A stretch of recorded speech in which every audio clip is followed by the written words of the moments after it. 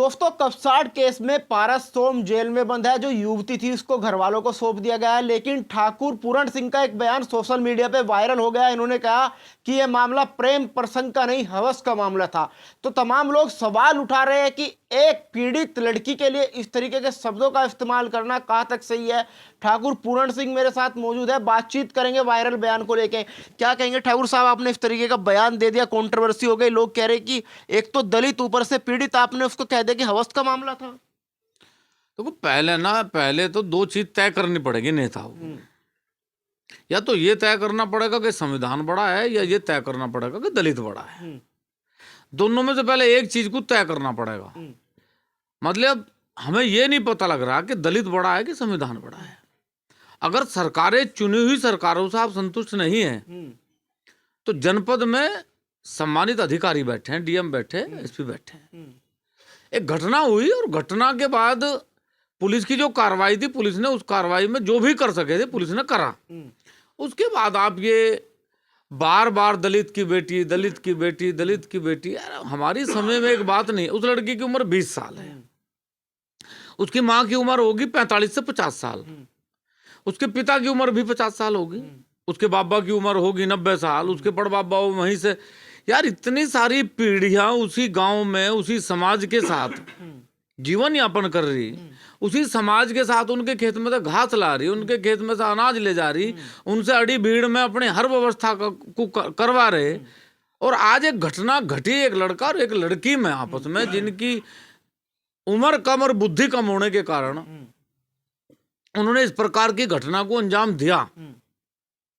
और मैं नहीं कह रहा कि भाई मैं कोई ज्योतिषी हूं।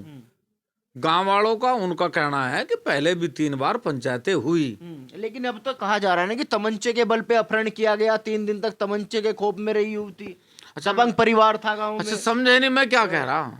मैं तो ये कह रहा कि 3 बार पंचायत हुई, और पंचायत में जब पैसा दिया गया होगा या बात हुई होंगी, जिम्मेदार लोगों के बीच में बात हुई होंगी।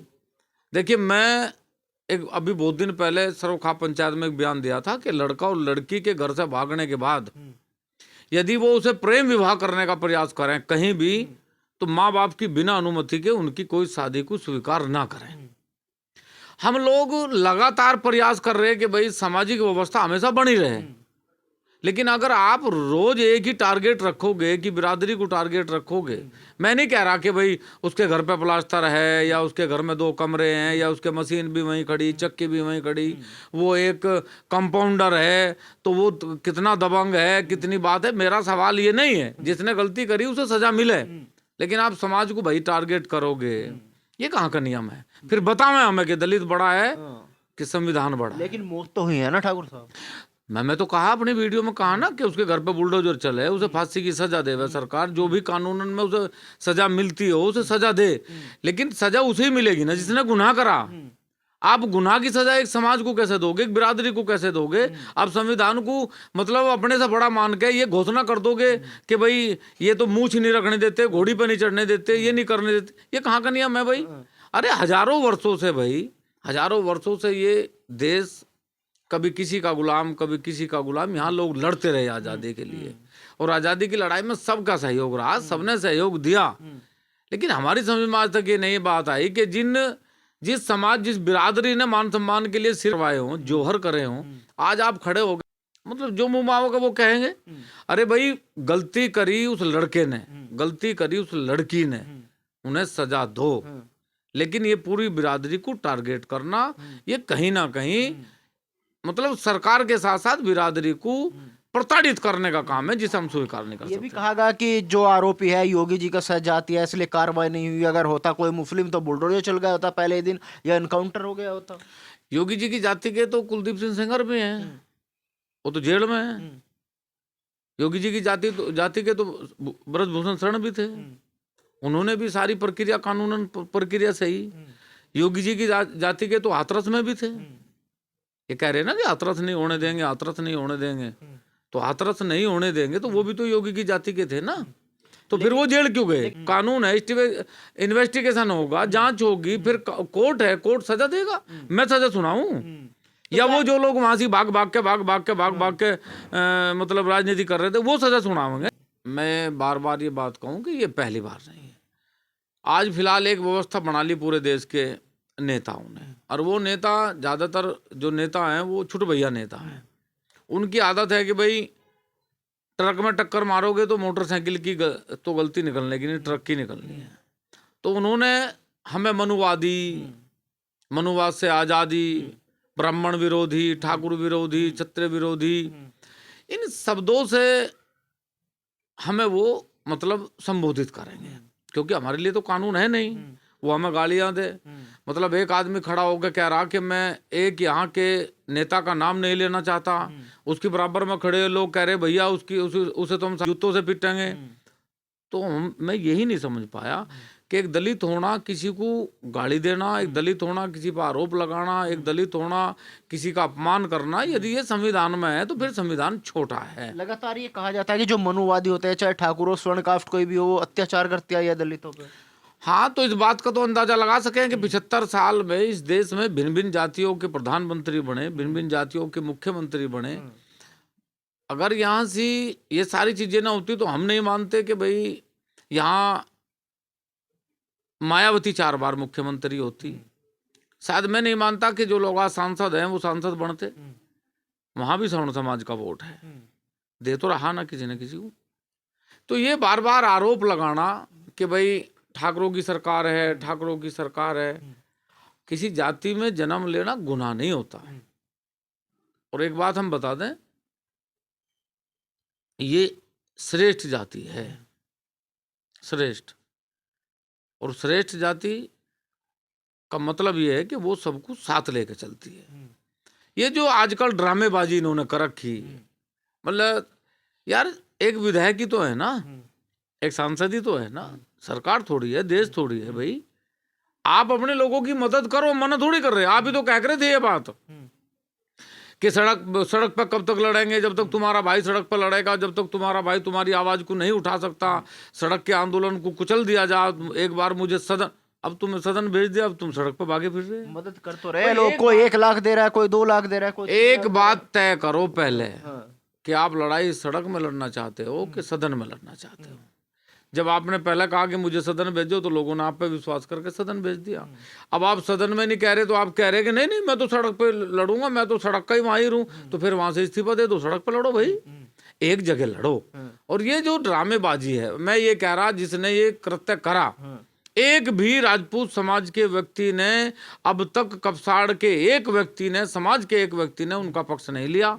सबने कहा कि उनके घर बुलडोजर चलाओ, सजा दो, फांसी दो, इनकाउंटर करो, हमारा उससे कोई लेना देना नहीं है। लेकिन यदि आप खुद कानून हो, आप खुद संविधान हो, ये बात विधायक और सांसद ही तय करेंगे कि इसे क्या सजा मिलनी चाहिए, इस पर कितना दंड होना चाहिए, तो फिर संविधान और कानून की आवश्यकता क्या है, वो तय कर लेंगे जो भी उन्हें। ठाकुर साहब चंद्रशेखर रावण को मिलने दिया होता परिवार से तो दिक्कत क्या आ गई होती? नहीं समझे नहीं भाई, मैंने थोड़ी रोक क्या वहाँ, ठाकुर समाज रोक रहा था क्या भाई? ठाकुर समाज सामने खड़ा था, दीवार बना दी थी सड़क पे, भाले बल्लम लियो खड़े थे, कई हथियार लियो खड़े थे। ठाकुर समाज तो चुपचाप बैठा वहां से, रोके तो पुलिस ना होगा ना। अब पुलिस तो ठाकुर नहीं है, पुलिस तो पुलिस है ना, पुलिस तो कानून है। हमने थोड़ी रोका उसे जाने के लिए, उसे रोका पुलिस ने। वो पुलिस के साथ गंदा व्यवहार नहीं हुआ, पुलिस के साथ पुलिस को गालियां नहीं दी गई। मतलब जो मुंह में आ रहा पुलिस वालों को, तुम्हारी भी माँ बहन है, कल तुम्हारे साथ होगा, मतलब पुलिस वालों को 1000 गालियां आप दोगे भाई, और पुलिस फिर भी आपको कुछ नहीं कह रही। तो हमें कभी कभी लगता है कि संविधान से बड़ा आज वो व्यक्ति है जो अपने आप को ये मानता है कि मैं संविधान को बचाऊंगा। ये संविधान को बचाने की लड़ाई नहीं है, ये अपने आप को बचाने की लड़ाई है। और इससे ही अपने आप में एक शोषण हो रहा, जिस शोषण की भरपाई सरकार अभी तक नहीं कर पाई। क्या लग रहा है 2027 में चुनाव है, क्या इसीलिए पूरा का पूरा माहौल बनाया जा रहा था? क्योंकि आपने देखा होगा चाहे मुजफ्फरनगर हो, मेरठ हो, पश्चिम उत्तर प्रदेश हमेशा चर्चा में रहता है। देखो ये 27 हो, चाहे ये 24 हो, चाहे ये 29 हो, हम फिर कह रहे कि चुनाव के लिए गंदी राजनीति नहीं करनी चाहिए। ये देश है, भारत समृद्ध होगा तो सब समृद्ध होंगे, भारत विकसित होगा सब विकसित होंगे। और यदि भारत को जातियों से कमजोर करा जाएगा तो हम दावे से कह सकें कि ना वो सांसद बचेंगे, ना विधायक बचेंगे, ना सरकार बचेगी, ना लोग बचेंगे। बहुत बड़ी मुश्किल से 7,32,000 लोग फांसी के फंदे पर चढ़े जब देश आज़ाद हुआ। हम नहीं चाहते कि दोबारा से ये लोग किसी व्यवस्था को फिर गुलाम की ओर ले जाएं।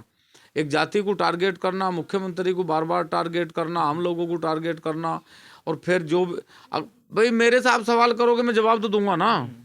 मैं फिर वही बात कह रहा, आप जिस बात को बार बार ये कहें कि हमें घोड़ी पे नहीं चढ़ने दिया जाता, हम लोगों को मूछें नहीं रखने दी जाती, तो एक मुझे नाम बताओ किसके मूछ नहीं है, कौन घोड़ी पे नहीं चढ़ रहा, किसे रोक दिया गया।